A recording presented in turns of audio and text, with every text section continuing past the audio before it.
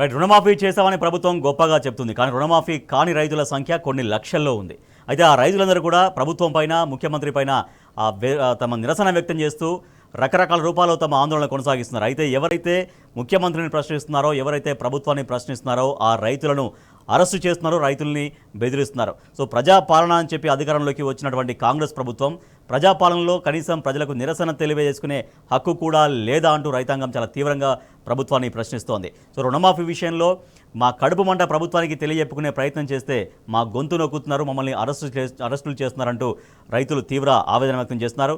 So ఈ అరెస్టులు, ఈ రుణమాఫీ పైన నిరసనలకు సంబంధించినటువంటి మరింత సమాచారాన్ని మా ప్రతినిధులు సూరజ్ అలాగే ప్రదీప్ ఇద్దరు కూడా లైవ్లో మనకు అందించేందుకు సిద్ధంగా ఉన్నారు హైదరాబాద్ నుంచి.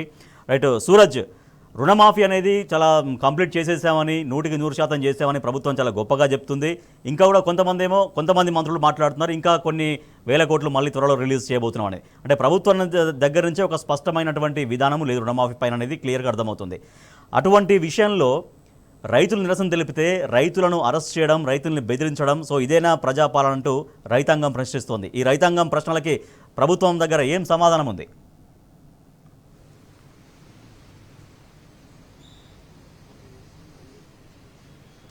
రాజేష్, మనం ఇవాళ బజార్ హత్నూరు సంఘటన కావచ్చు, లేదా నిజామాబాద్లో ఒక రైతు ఉద్యోగిగా ముద్ర వేస్తూ అతనికి పంట రుణమాఫీ ఆపిన వ్యవహారం కావచ్చు, ఈ రెండింటినీ బెస్ట్ ఎగ్జాంపుల్గా తీసుకోవచ్చు. ఎందుకంటే ప్రభుత్వ నిర్లక్ష్య వైఖరి కావచ్చు, లేదా వ్యవసాయ శాఖ అధికారుల అలక్ష్యం కావచ్చు, వీటి కారణంగా చాలా మంది, అనేక మంది, వేలాది మంది, లక్షలాది మంది రైతులకు ఇవాళ అన్యాయం జరిగిన పరిస్థితి చాలా స్పష్టంగా కనిపిస్తుంది.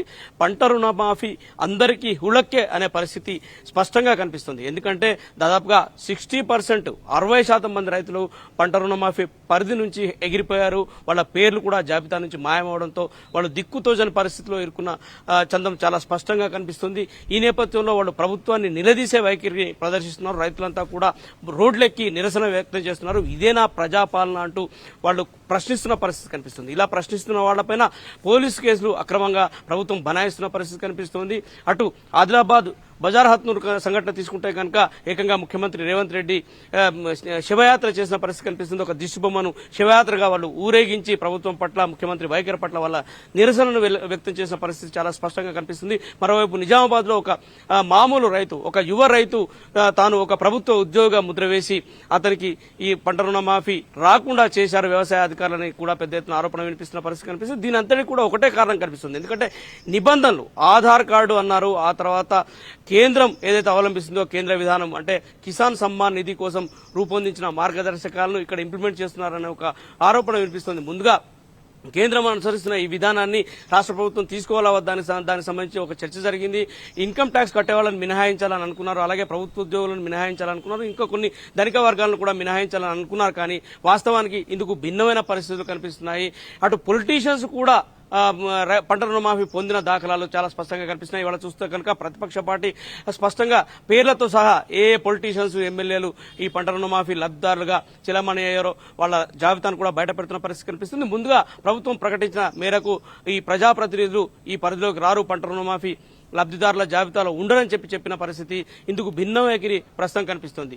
వీటన్నిటి నేపథ్యంలో ప్రతిపక్ష పార్టీ చాలా సీరియస్ గా స్పందిస్తున్న పరిస్థితి కనిపిస్తుంది. రైతుల పక్షాన నిలబడి కొట్లాడుతున్న పరిస్థితి కనిపిస్తుంది. ఈ కేసులు బనాయించడం ఏమిటి, అక్రమంగా రైతులను అరెస్ట్ చేసి జైళ్లకు తరలించడం ఏమిటి అనే దానిపైన ప్రశ్నిస్తున్న పరిస్థితి కనిపిస్తుంది. మరోవైపు BRS working president KTR Rahul గాంధీకి మల్లికార్జున్ ఖర్గే కూడా ఒక లేఖ రాయడం జరిగింది. రాష్ట్రంలో ఉన్న దుస్థితిని, రైతుల దీనమైన పరిస్థితిని వివరిస్తూ ఆయన లేఖ రాశారు. ఇటు ప్రభుత్వ వైఖరి కావచ్చు, ముఖ్యమంత్రి రేవంత్ రెడ్డి వైఖరి కూడా ఆయన లేఖలో పేర్కొన్నారు. మరోవైపు మాజీ మంత్రి సిద్దిపేట ఎమ్మెల్యే హరీష్ రావు కూడా పెద్ద ఎత్తున ప్రభుత్వాన్ని దుయ్యపరుతున్న పరిస్థితి కనిపిస్తుంది. అసలు ఎవరు రాజీనామా చేయాలి, ఎవరు కాల్వల్లో దూకాలి, అసలు ఎందుకు రాజీనామా చేయాలి, చిత్తశుద్ది ప్రదర్శించిన ప్రభుత్వం అయితే కనుక అందరు రైతులకు లబ్ధి చేకూరే విధంగా వ్యవహరించాలి కదా అని ఆయన నిలదీస్తున్న పరిస్థితి కనిపిస్తుంది. ఈ నేపథ్యంలో ముందుగా ప్రకటించిన దానికి 40 లక్షల మంది రైతులు అన్నారు. కేవలం 22 లక్షల మంది మాత్రమే లబ్ధిదారుల జాబితాలో చోటు సంపాదించుకున్న పరిస్థితి కనిపిస్తుంది. మిగిలిన 25 లక్షల మంది పరిస్థితి ఏంటనే ప్రశ్నలు తలెత్తున్న పరిస్థితి కనిపిస్తుంది. ముందుగా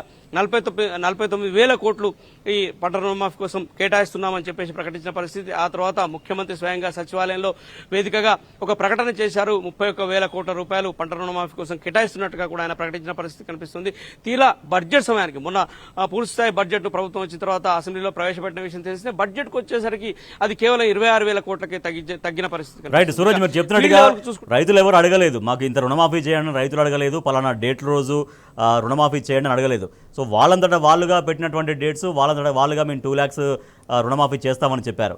బట్ ఇవాళ అదే మాట తప్పినందుకు, అంటే ప్రాపర్గా రుణమాఫీ జరగనందుకు రైతులు ప్రశ్నిస్తుంటే, సో వాళ్ళు గతంలో ప్రభుత్వంలోకి రాకముందు చెప్పిన మాట ఏంటంటే ఒక ప్రజాస్వామ్యత తెలంగాణ ఉంటుంది, మా కాంగ్రెస్ ప్రభుత్వ హయాంలో నిరసనలు చేసుకోవచ్చు, వాళ్ళ హక్కుల గురించి ఆందోళన చేసుకోవచ్చు, మేము అందరికీ పర్మిషన్లు ఇస్తాం, అందరినీ కూడా నిరసన హక్కుని మేము కాల రాయమనేది పదే పదే అప్పుడు కాంగ్రెస్ పార్టీగా చెప్పింది. బట్ ఇవాళ ప్రభుత్వంలోకి వచ్చిన తర్వాత ఆ మాట మీద ఎందుకు అట్లీస్ట్ సరే ఇచ్చిన మాట నిలబెట్టుకోకపోవడం ఒకటైతే శాంతియుతంగా నిరసన తెలిపే హక్కును ఎందుకు కాల రాస్తుందనేది రైతులు అడుగుతున్న ప్రశ్న.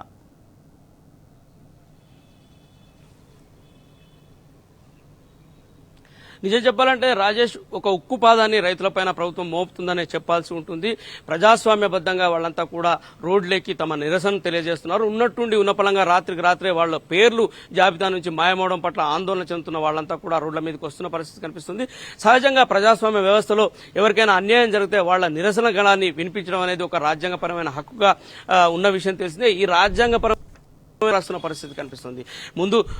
ముందుగా కాంగ్రెస్ ప్రభుత్వం దానంతటదే అంటే ఎన్నికలకు ముందు 2 లక్షల రుణమాఫీ చేస్తామని చెప్పేసి ప్రకటించిన పరిస్థితి. ఇప్పుడు 2 లక్షల రుణమాఫీలో అనేక కండిషన్స్ పెట్టి, కండిషన్స్ అప్లై అన్నట్టుగా అనేక రకాల నిబంధనలు పెట్టి దాదాపుగా 60% మంది రైతులను జాబితా నుంచి తొలగించిన పరిస్థితి. ఆ తర్వాత అసలు 2 లక్షల పైన రుణాలు తీసుకున్న వాళ్ళకి సంబంధించిన స్పష్టత ఇవ్వకపోవడం. నిన్ననే మంత్రి పొంగులేటి శ్రీనివాసరెడ్డి ఒక దగ్గర 12,000 కోట్ల రూపాయలు అదనంగా కేటాయిస్తాం, ఇంకా కొంతమందిని ఈ పరిధిలోకి తీసుకొస్తామని చెప్పేసి ప్రకటించిన పరిస్థితి. అటు తుమ్మల నాగేశ్వరరావు, మంత్రి వ్యవసాయ శాఖ మంత్రి తుమ్మల నాగేశ్వరరావు కూడా ఇదే అంశానికి సంబంధించి స్పందించిన పరిస్థితి కనిపిస్తుంది. వాళ్ళంతా కూడా ఒక స్పష్టత లేని విధానాన్ని వ్యక్తం చేసిన పరిస్థితి కనిపిస్తుంది. తుమ్మల నాగేశ్వరరావు మాట్లాడుతూ 2 లక్షల పైన కనుక ఎవరైనా రుణాలు తీసుకుంటే, ఎవరైతే 2 లక్షల పైన మొత్తం ఉందో ఆ పైన మొత్తాన్ని కట్టి 2 లక్షల పరిధిలోకి వస్తే వాళ్ళ రుణమాఫీ చేయడానికి ఆలోచిస్తామని చెప్పేసి ఆయన ప్రకటించిన పరిస్థితి. అంటే అస్పష్టమైన ప్రకటనలు చేస్తూ ఆన్లైన్ విధానంలో వాళ్ళు కంప్లైంట్ చేసుకోవాలి, వాళ్ళు మళ్ళీ విజ్ఞప్తి చేసుకోవాలని చెప్తూ ఇట్లా ఒక స్పష్టత కొరవడిన విధంగా స్పష్టత కొరవైన చందంగా ప్రభుత్వం వ్యవహరిస్తూ అటు రైతులను తప్పడుతూ రైతులకు అన్యాయం జరిగిందని చెప్పేసి, అన్యాయం జరిగింది ముర్రో అని చెప్పేసి మొత్తుకుంటుంటే, ప్రజాపాలన పేరిట అధికారంలోకి వచ్చిన తర్వాత రైతులపై ఉక్కుపాదం మోపడం, లాఠీ చార్జీలు చేయడం, వాళ్ళను అక్రమంగా కేసులు బనాయించి జైళ్లకు తరలించడం, ఇట్లాంటి కార్యకలాపాలకు ప్రభుత్వం దిగడం ఇది ఖచ్చితంగా దమన నీతికి పరాకాష్ట అని చెప్పేసి కూడా విశ్లేషకులు భావిస్తున్న పరిస్థితి కనిపిస్తుంది. ఇదేనా ప్రజాపాలన? కాంగ్రెస్ ఎన్నికల ముందు చెప్పింది ఏంటి, ఇప్పుడు చేస్తున్నది ఏంటి? ఇప్పటి వరకు ఒక్క పథకాన్ని కూడా, ఒక్క ఫ్లాగ్షిప్ ప్రోగ్రామ్ ను కూడా ఇప్పటి వరకు లాంచ్ చేసిన పరిస్థితి లేదు. ఏదో చిన్న చితక ఈ ఆర్టీసీ బస్సు మహిళలకు ఉచితంగా అని చెప్పేసి ఒక ప్రకటన చేయడము, దానికి కూడా పెద్ద ఎత్తున గందరగోళ పరిస్థితులు నెలకొని ఉన్నాయి.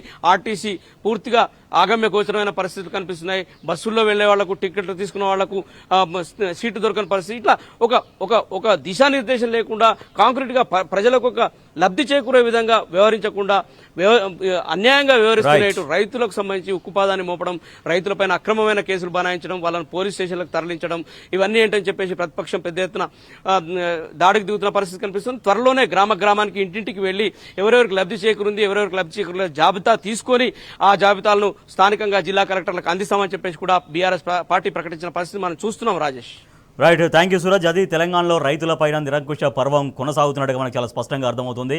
రుణమాఫీ చేశారు, అది రుణమాఫీ మొత్తం బోగస్ అనేది రైతాంగం చెప్తున్న మాట. మాకు రుణమాఫీ కాలేదంటే మాకు రుణమాఫీ కాలేదు. ఎక్కడా 2-3 రైతులు కలిసినా చేరినా కూడా ఇదే చర్చ జరుగుతుంది. సో రుణమాఫీ అసలు ఎవరికి జరిగింది, ఎవరికి జరగలేదనేది అర్థం కాని పరిస్థితి. సో అటువంటి రుణమాఫీ పైన, ఆ బోగస్ రుణమాఫీ పైన ప్రశ్నిస్తే రైతులను అరెస్ట్ చేస్తున్నారు, రైతులని జైలు పాలు చేస్తున్నారు. సో మాకు ఆరోగ్యం బాగాలేదని చెప్పినా, మేము షుగర్ పేషెంట్స్ అని చెప్పినా కూడా దాదాపు 4-5 గంటల పాటు పోలీస్ స్టేషన్లో ఉంచినటువంటి సందర్భం మనకు కనిపిస్తుంది. సో ఆదిలాబాద్ జిల్లా తలమడుగు మండలంలో నిన్న సీఎం రేవంత్ రెడ్డికి శవయాత్ర, దిష్టిబొమ్మకు శవయాత్ర నిర్వహించి తమ శాంతియుత నిరసన తెలిపినందుకు రైతులను 5-6 గంటల పాటు పోలీస్ స్టేషన్లో నిర్బంధించడం, రైతుల్ని వేధించడం అనేది ఒక విస్మయం వ్యక్తం చేస్తున్నారు. కాంగ్రెస్ పార్టీగా ఉన్నప్పుడు ఏం చెప్పింది, ప్రభుత్వంలోకి రావడానికి ఎన్ని మాటలు చెప్పింది, ఇవాళ ఇదేనా ఇందిరమ్మ రాజ్యం, ఇదేనా ఇందిరమ్మ పాలన, ఇదేనా ప్రజాపాలన అంటూ రైతాంగం ఈ ప్రభుత్వాన్ని ప్రశ్నిస్తూ ఉంది.